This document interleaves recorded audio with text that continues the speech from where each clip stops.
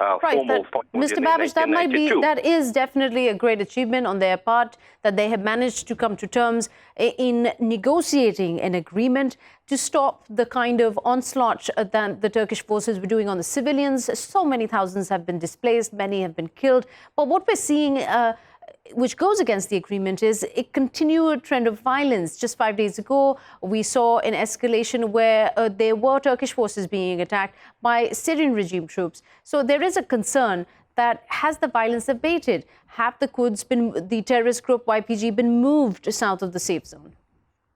So I cannot tell you exactly if the violence is growing or abating.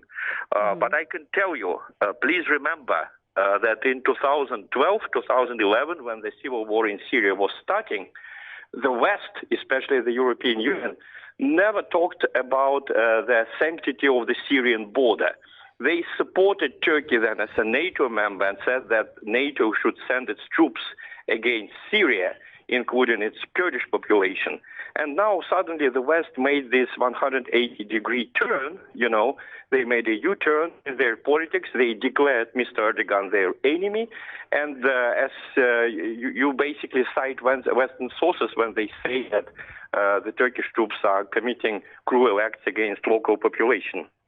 In fact, I think the main blame for what happened in Syria is with the West, with the United States and the European Union, the countries that decided to change regime in Syria, despite Syria being a member of the United Nations, and they started this awful war.